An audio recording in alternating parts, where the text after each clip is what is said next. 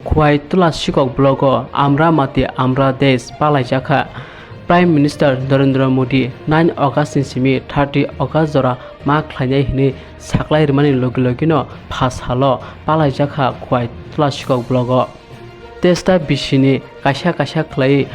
गला बुसावा हादावै blog office बुसकांग अ हानो थुमसा खलाय video मानसा मुरासिंनि यागो याफरे रिफाक्या अ पान्डावो blog chairman Pradeep Debbarma बो मानजाखा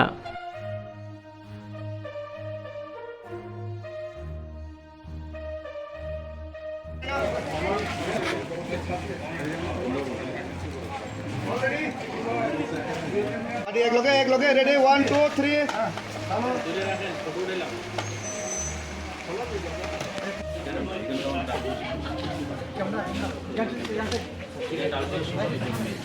yang ke buffet itu Simon sana dah dia pun kasih tangan itu terus bukan apa cara gini boleh पश्चिम चंपासरा secretary हो गया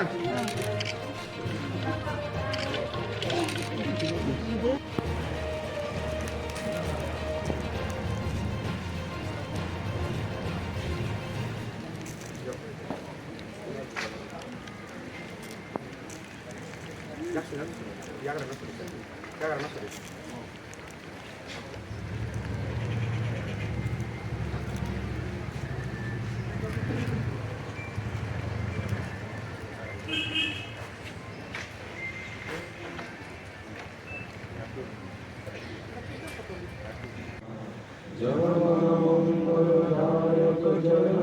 भारत भाग्य विधाता जय हे जय हे जय हे जय जय जय जय हे जय हे मेरे माटे देश मेरे देश मेरे माटे मेरे देश मेरे माटे मेरे देश विश्राम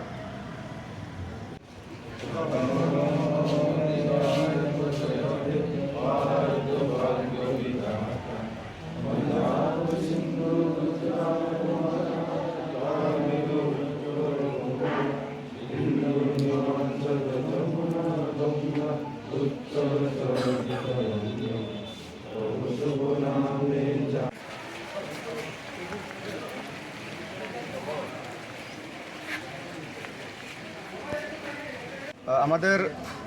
এখানে আজকে মেরি মাটি মেরা দেশ মিট্টি কো নমন বীরো কা বন্ধন দেশব্যাপী মিশন মোডে চলছে দেশব্যাপী campaign prime minister honourable prime মিনিস্টারের উদ্যোগে এই ক্যাম্পেইন চলছে আর গতকালকে আমরা পঞ্চায়েত ভিত্তিক মিট্টি যাত্রা বসুধা বন্ধন এবং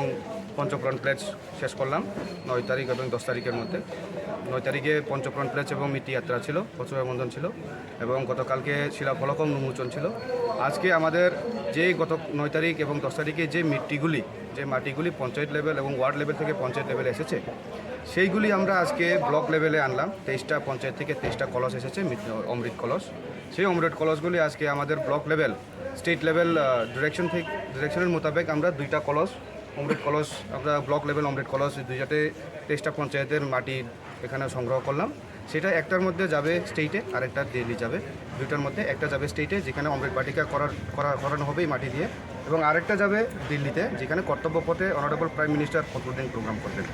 সেটার উপলক্ষে আজকে এই প্রোগ্রামটা এবং আমাদের মিটি যাত্রার পরে আমরা জাতীয় পতাকা উত্তোলন করে এবং রাষ্ট্রগান গিয়ে আমরা এটা কমপ্লিট করলাম আমাদের অনারেবল স্যার আরেকটা জিনিস দেখলাম যে এখানে ছোট ছোট কলসি যে এখানে রেখেছিলেন এটা কিসের জন্য রেখেছেন এই কলসি